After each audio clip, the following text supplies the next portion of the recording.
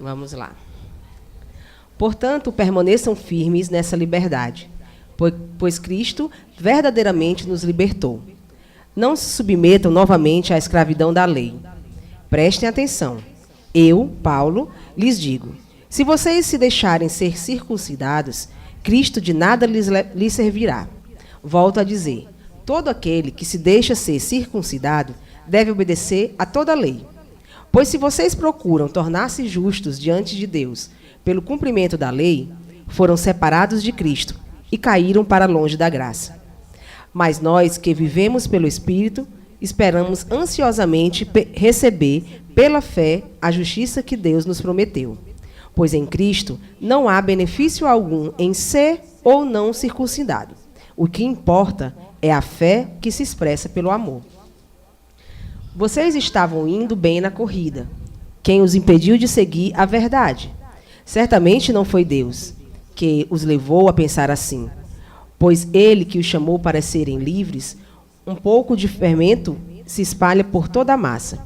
Confio que o Senhor os guardará de crer em falsos ensinamentos. Aquele que os perturbar, seja ele quem for, será julgado.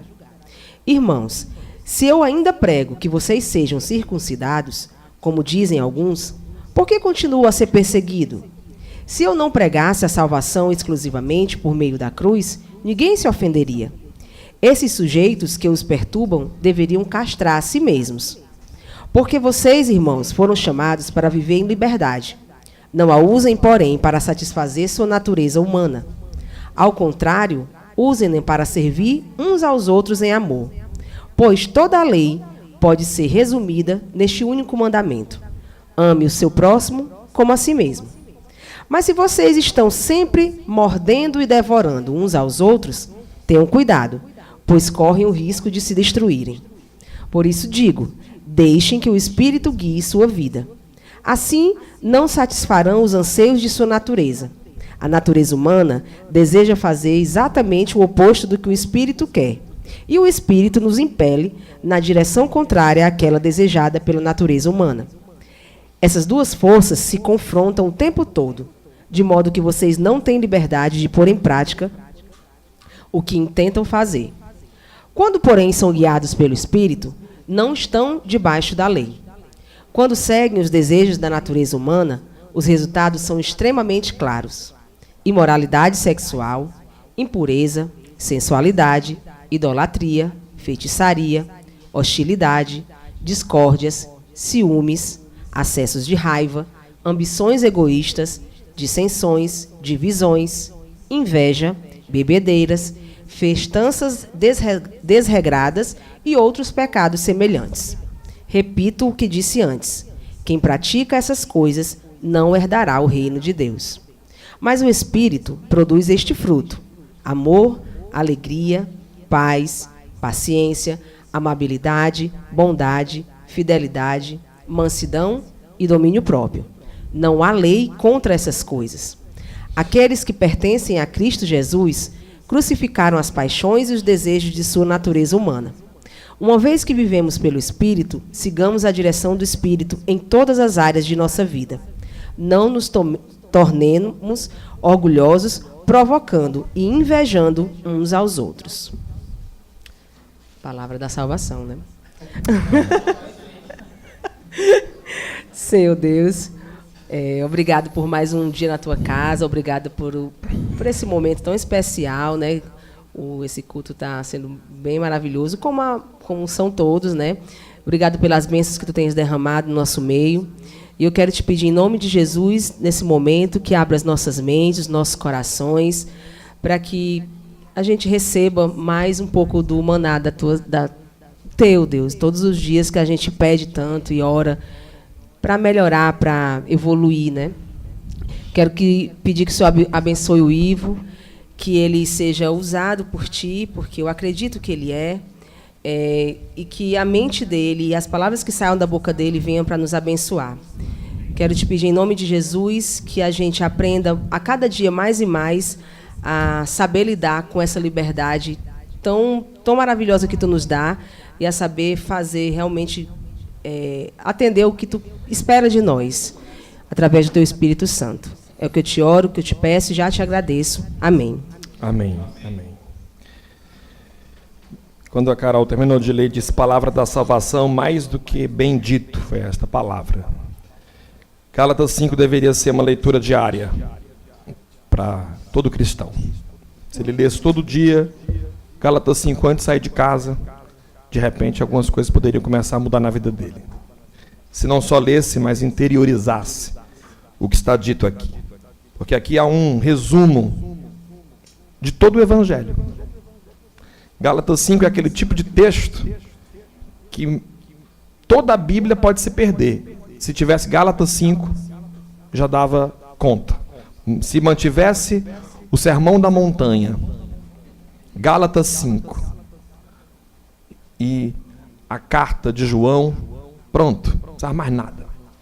Suficiente para a gente entender todo o percurso do Evangelho. E, no entanto, a gente ainda titubeia no caminho. Hoje, nós vamos encerrar uma série que foi fantástica. Há vários textos que eu escrevi e que vão, assim que for oportuno, para as redes sociais. Eu vou postar no meu blog, no blog do Caminho, e vocês vão ter acesso a textos. Alguns vídeos foram gravados, está no YouTube. Agora está melhorando mais ainda a captação de áudio. Aos poucos a gente vai conseguindo fazer com que essa mensagem chegue a mais gente. Porque essa é a única intenção. Nós não temos intenção de virar blogueiros da fé, não. Nós temos intenção de divulgar o Evangelho. De divulgar o Evangelho.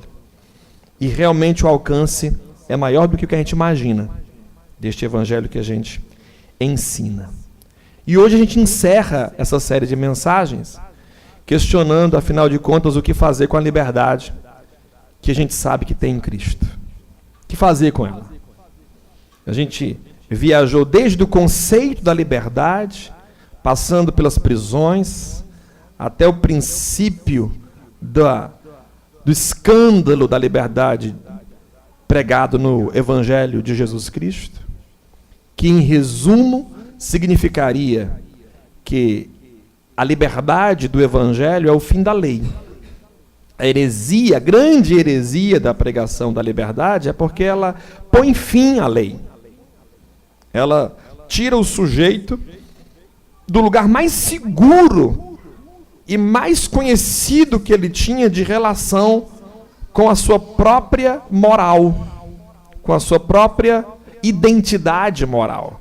Porque a lei acabou não servindo para relacionar o homem com Deus, porque apesar desse ser o propósito dela, o homem a utilizou para o fim próprio de se colocar no mundo como um ser que a executa.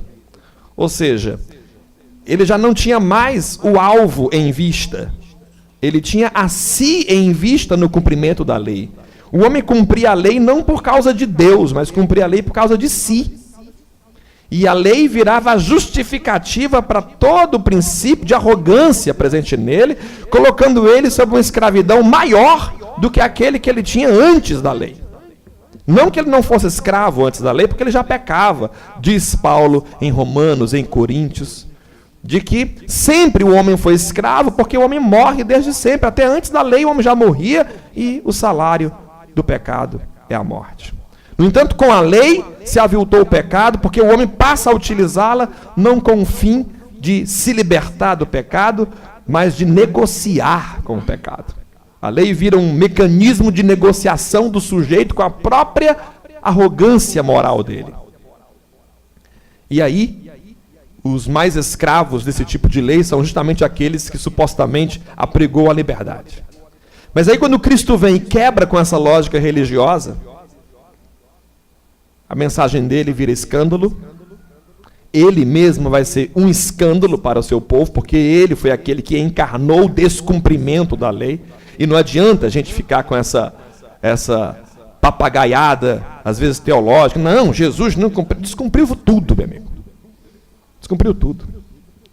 Porque Jesus usou uma lógica que faz ele cumprir uma outra coisa que não é a lei formal, que não é a lei escrita.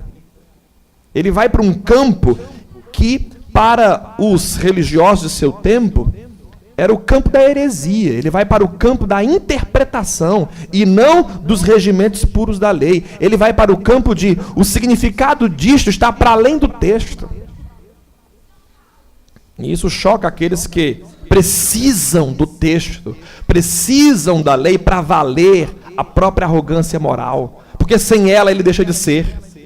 Se não tiver mais um medidor para dizer que eu sou ou não sou, ou que eu sou e você não é, como é que fica? Como é que eu posso justamente ser o melhor do que você, se não houver essa lei que garante que eu cumpri e você não? Então Jesus tirou a base do juízo entre os homens, tirou a base da segurança, da moral entre os homens. Jesus acabou com esse negócio e deixou os homens numa completa insegurança. Para aqueles, evidentemente, que decidiram embarcar na mensagem do Evangelho. Porque para aqueles que não decidiram embarcar, eles fizeram algo simples, mataram Jesus.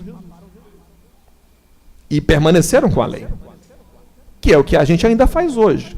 A gente mata Jesus e permanece com a lei.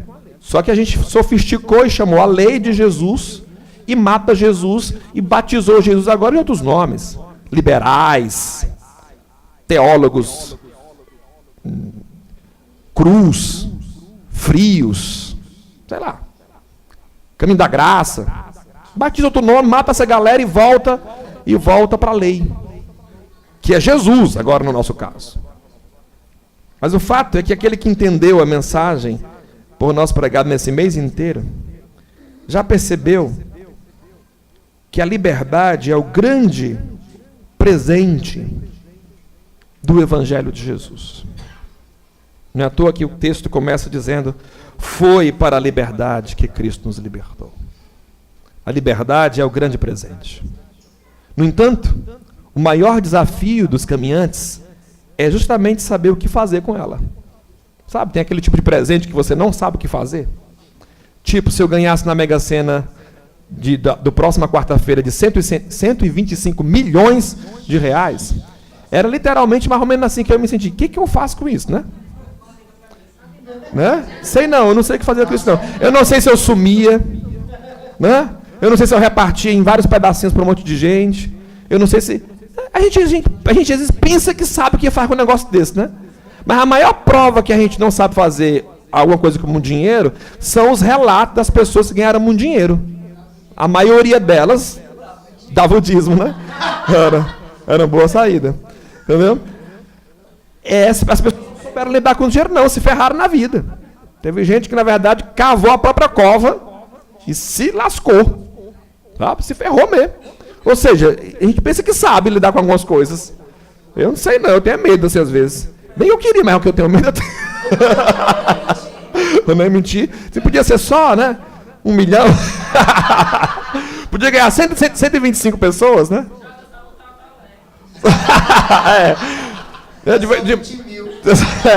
Paga pelo menos as contas imediatas, né? A gente sabe o que fazer com 20 mil, né?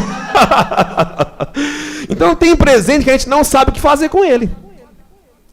O presente do Evangelho, a maioria daqueles que o receberam não sabe o que fazer com isso, não. Por isso que a maioria, assim como tem gente que ganha presente e guarda no guarda-roupa e nunca vai usar, porque não sabe nem como usar aquilo, vai morfar ali dentro, porque ele ganhou, né, sei lá, o marido empolgado, deu uma lingerie de repente muito caliente. A mulher olha, não sei nem como é que usa isso. Aí de repente ela fica tão cheia de pudor que ela guarda. E nunca usou, e ela vai ficar lá. Então tem pra gente que é assim, a pessoa não sabe usar não. Entendeu? Exatamente. Não tenho nem ocasião para um negócio desse. Ganhei, mas faltou o resto. Cadê o silicone? Cadê a lipoaspiração? Porque a mulher às vezes fica pensando assim, não vou ficar bonita nesse negócio. Meu filho, se eu lhe der porque eu quero que você use, não? Mas a pessoa vai criando aquela coisa de eu não sei se eu saberia usar um negócio desse. Assim é a maioria daqueles que seguem o Evangelho com a liberdade recebida. Por isso que o Paulo, no texto prescrito, diz que nós tivéssemos cuidado para a gente não retornar ao estado de escravidão. Perceba, isso é uma orientação muito séria. Que se alguém estivesse dizendo isso numa conversa de bar, alguém diria, quem é o doido que uma vez livre volta para a escravidão? Meu amigo, tem muito. Basta ver o tanto de prisioneiro que volta à prisão, né? Ele volta, o cara ganhou a liberdade e volta. Dia dos Pais. Aí o cara foge da prisão e volta da prisão. Acabou a sentença, o cara repete, ou seja, tanto do ponto de vista do crime mesmo, quanto das relações mais subjetivas, a facilidade que a gente retorna para o estágio anterior é impressionante. É impressionante a capacidade que nós temos de nos colocar debaixo da escravidão novamente. Impressionante.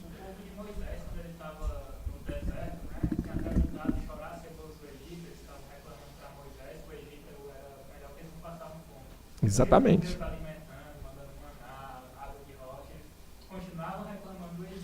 Pois é. Então é muito fácil a gente voltar a esse estágio de escravidão. Muito fácil. Porque ser livre no caminho não é uma teoria, uma palavra. Ser livre é um modo de vida. E esse modo de vida, não vivido por nós nunca, é ameaçador para tudo que a gente conhece, para as seguranças que tínhamos. Só que esse modo de vida, que é o modo de vida do Evangelho da Liberdade, é um modo que se opõe a todo o sistema de escravidão da alma. Todo. Não há nenhuma aliança entre qualquer sistema de escravidão e o Evangelho. Nenhum. Não há relação entre o Evangelho e qualquer sistema de cárcere da alma.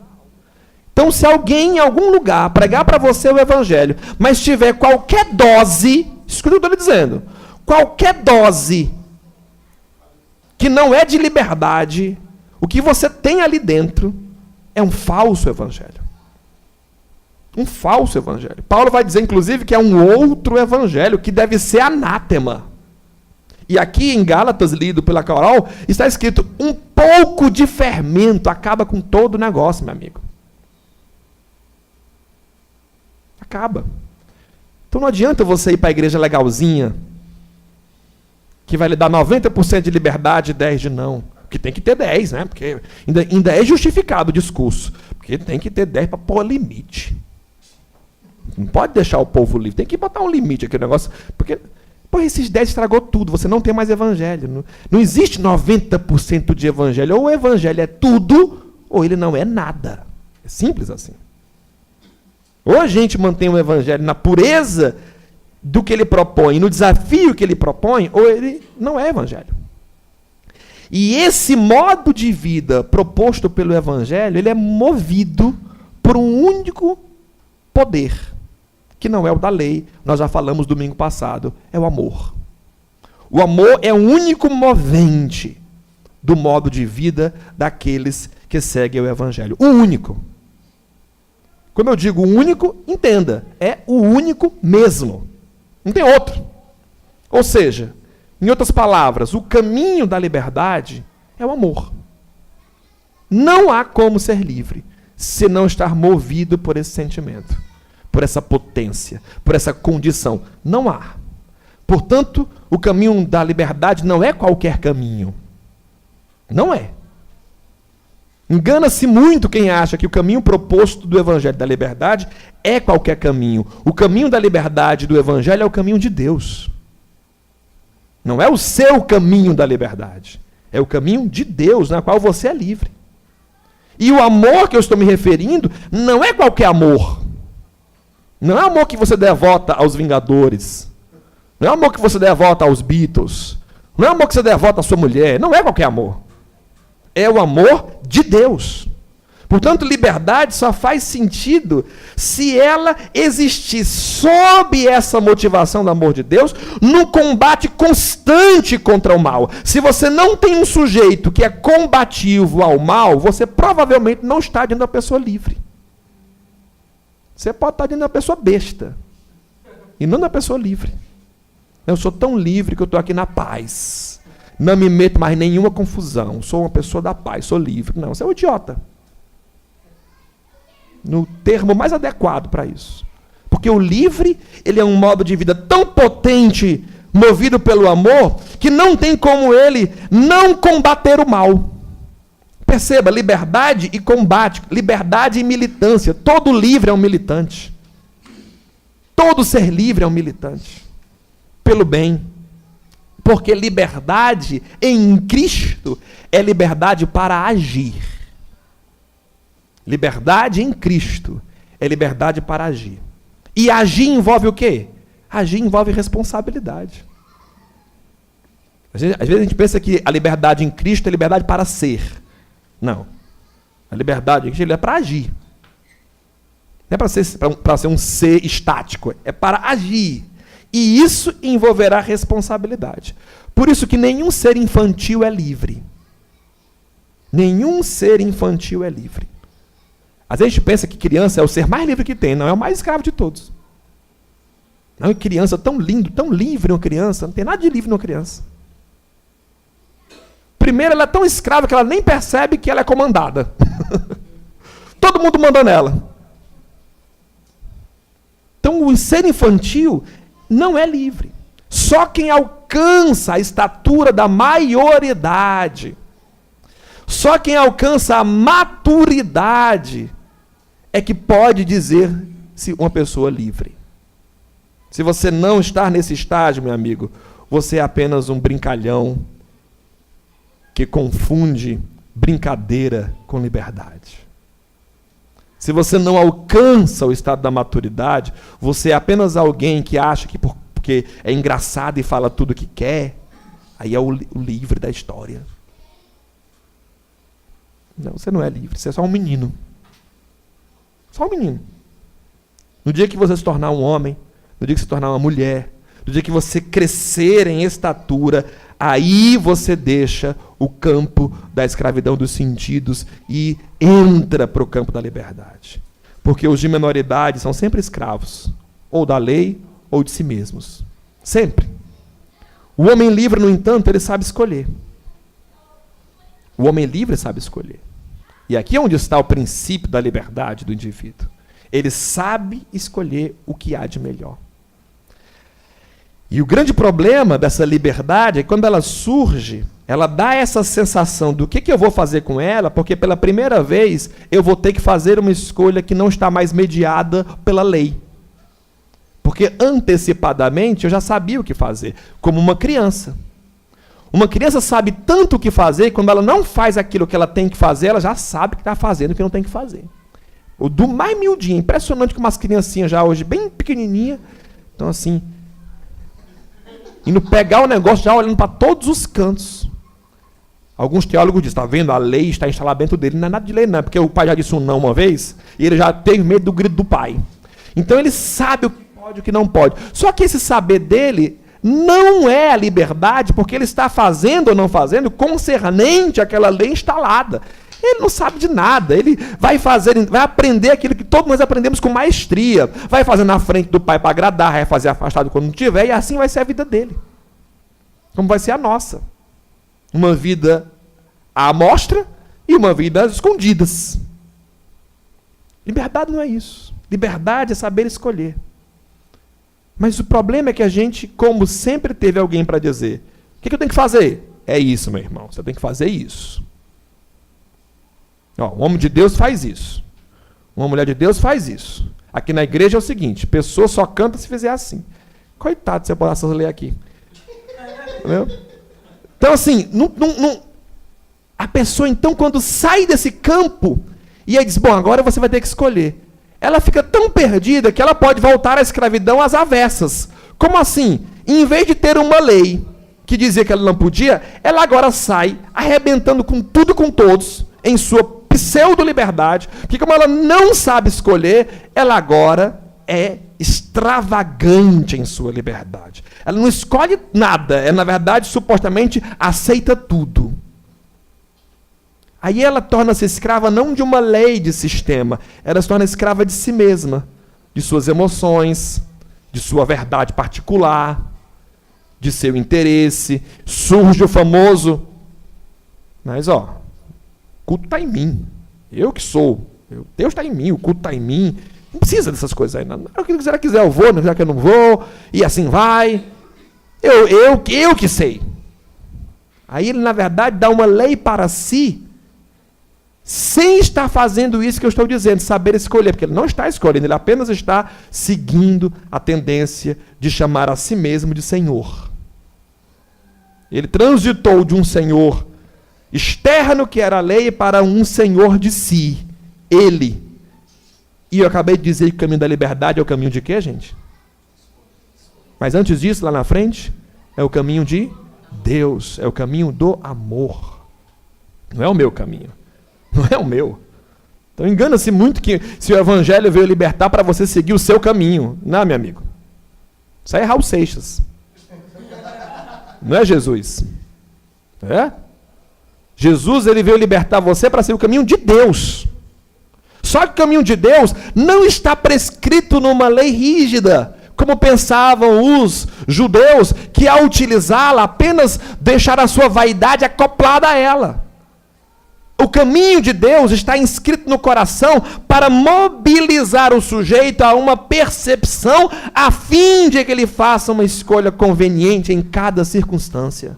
Ou seja, alguém livre é alguém que vai, em cada situação, ser movido pelo amor para saber como é que eu devo agir aqui. Isso é um ser livre. Ele saberá agir em cada situação.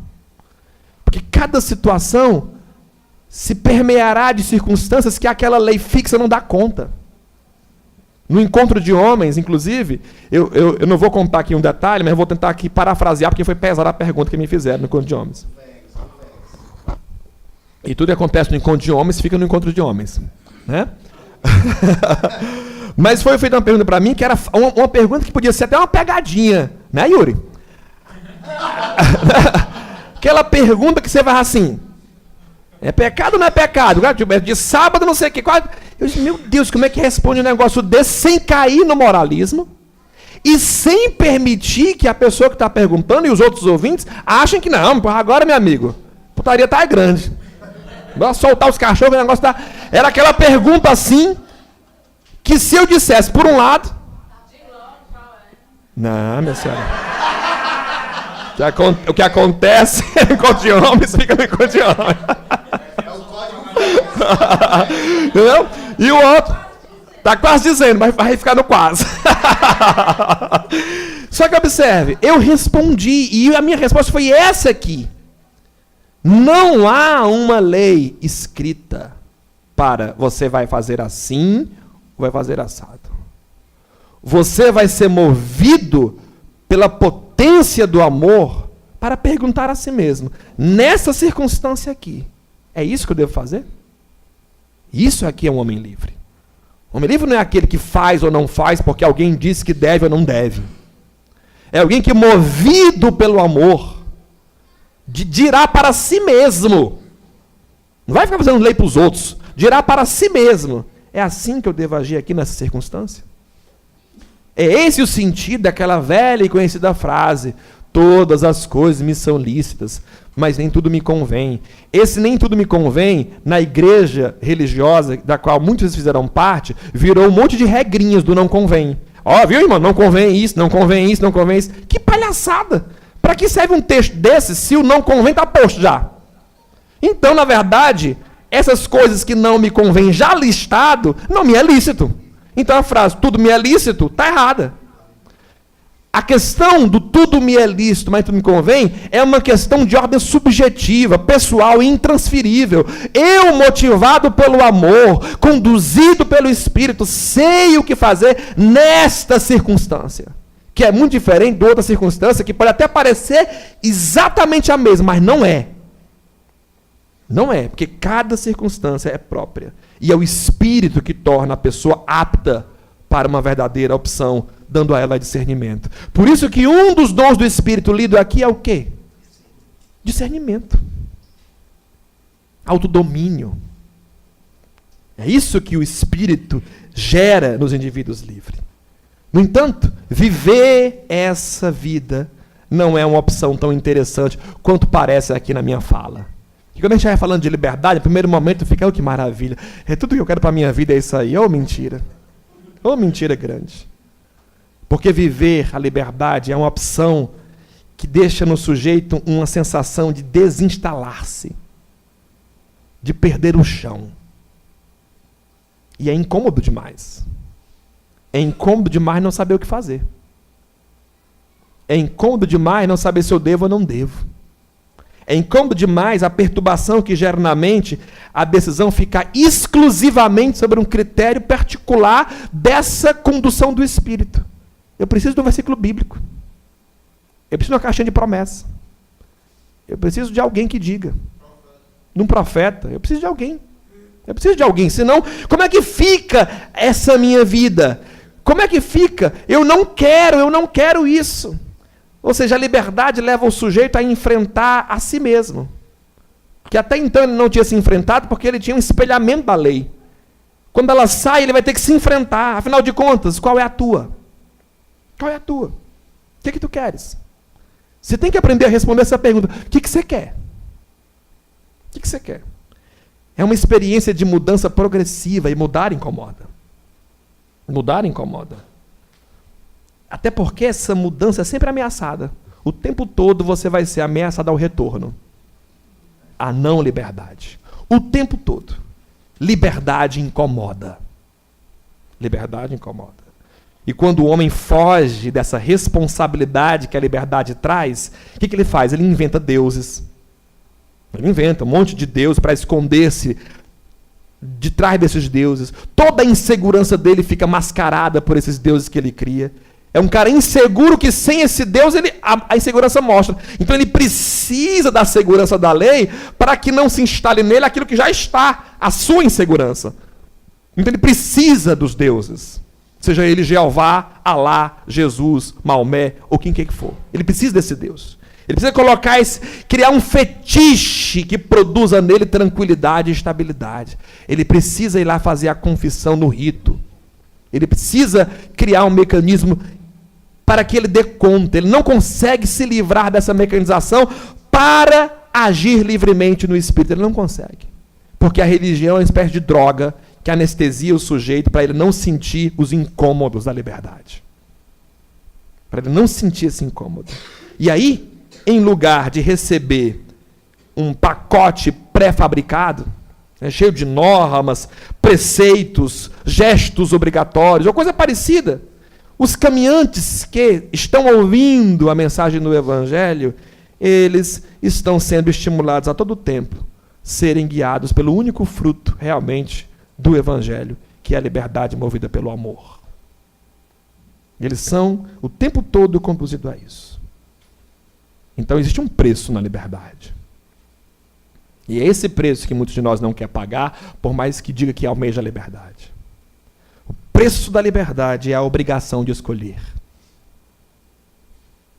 Entendeu? O preço da liberdade é a obrigação de escolher. E escolher é assumir responsabilidades. Sem Deus, sem diabo, sem o tamanho da saia da irmã, sem a chatice do irmão, sem ser a culpa do outro. Porque a gente sempre tem, né, como justificar nossos atos, porque o outro.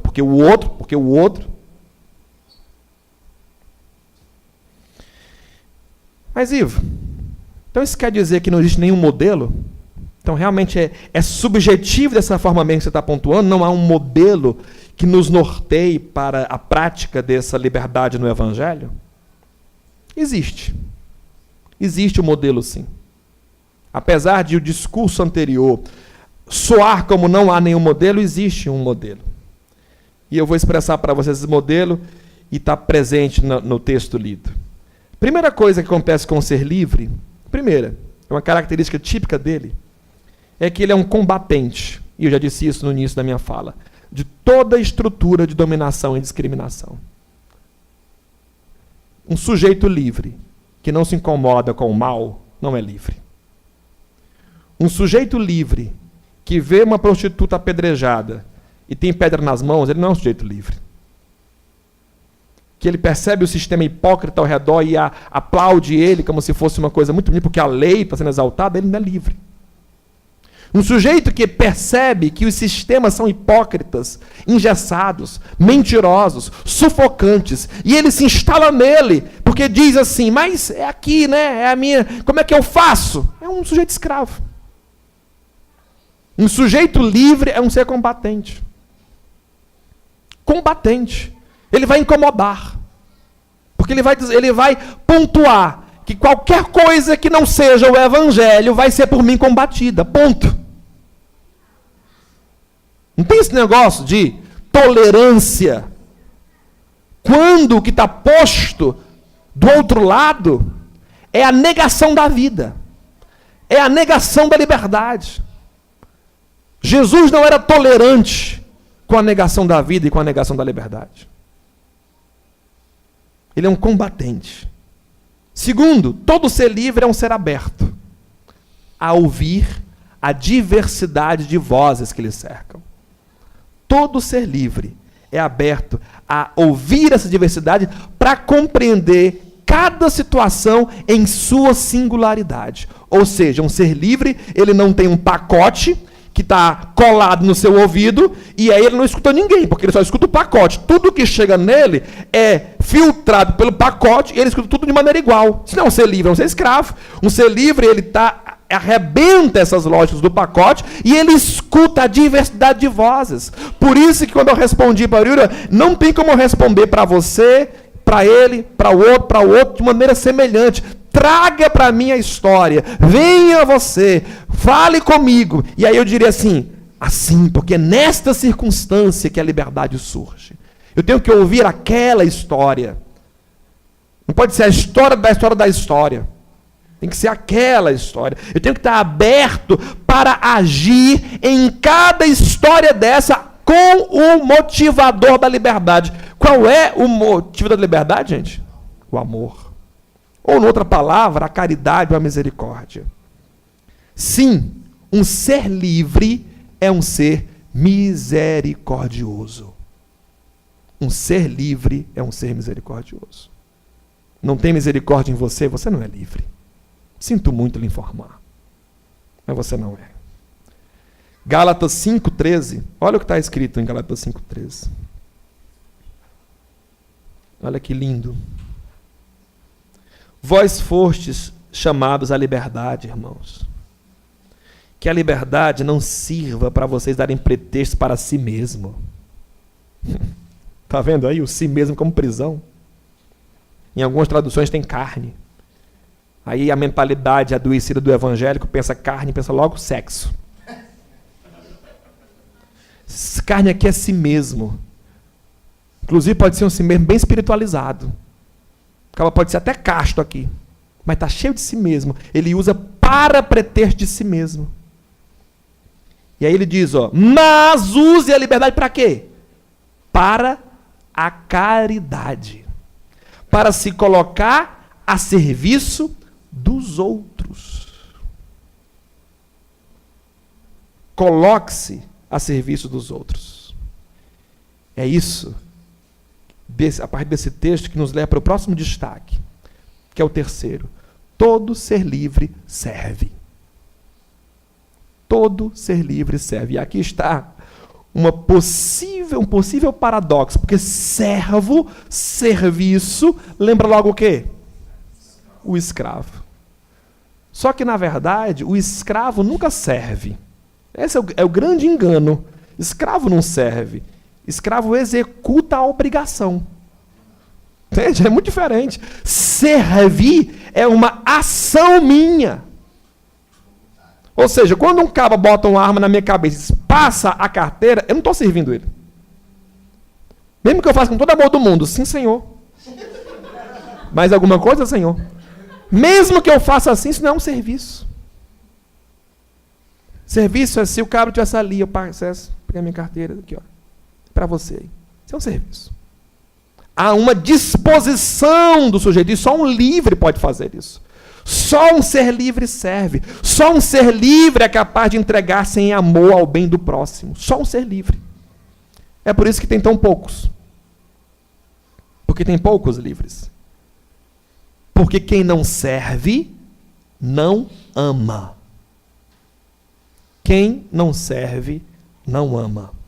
Servir é um ato de solidariedade. É um ato de amor, é um ato de liberdade. No Gálatas 6, dê uma pulada aí para Gálatas 6. Olha como está descrito em Gálatas 6 uma ação de serviço. Irmãos, caso alguém seja apanhado em falta aqui, gente, caso alguém, não seja aquele alguém tão interessante, é alguém chato, é alguém cheio de comportamentos esquisitos, é alguém frágil em seu preceito moral, é alguém frágil em seu caráter. Caso alguém falte, olha o que diz o texto: vós, os espirituais. Eu acho que eu tenho que ser quase como Diógenes, o filósofo, começar a andar com a lamparina. Onde estão os espirituais? Acho que era bom mesmo.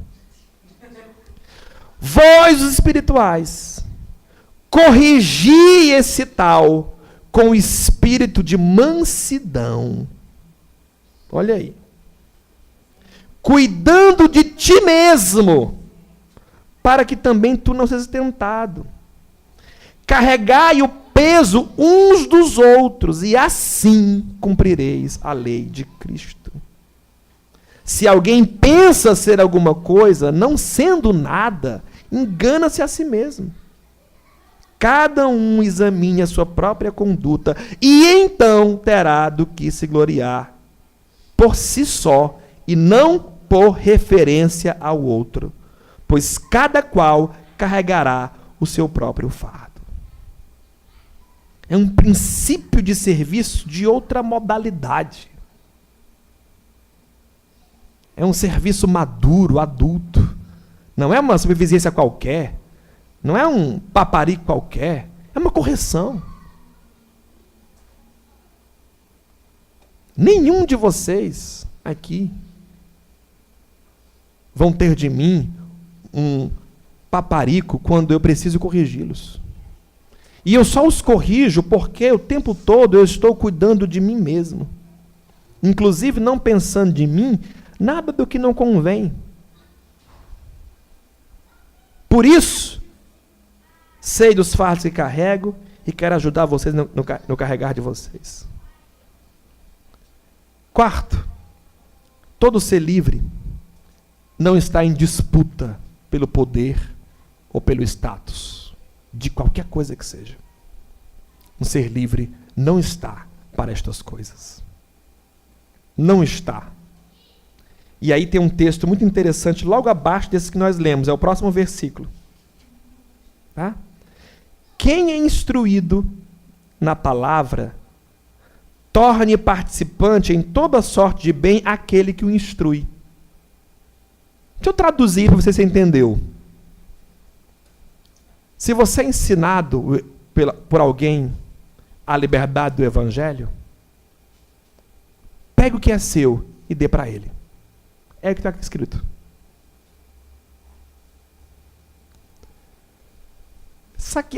Essa parte aqui é fantástica. Porque essa parte aqui é aquela parte onde a gente, principalmente caminhante, começou a criar uma paranoia em torno disso para sustentar o si mesmo contemporâneo, o si mesmo caminhante, e não servir. Como o Diego falou, tem um monte de coisa aqui. Todo mês, por exemplo, todo mês, eu tenho que reunir o conselho, está ali o diretor, está ali a tesoureira, está ali o secretário. Então, vê, como é que eu vou conseguir, pelo amor de Deus, R$4.500? Tem uns irmãos que se preocupam. Tem outros. Faz a menor. Oh, meu Deus do céu. Nem orar a hora, que dirá se preocupar. Sabe o que está faltando esses irmãos? Não é dinheiro, não. Liberdade. Porque eles são escravos. Porque o sujeito livre, ele se partilha. Ele, em vez de buscar acúmulo, buscar poder, buscar status, ele partilha, ele abre, ele se dá.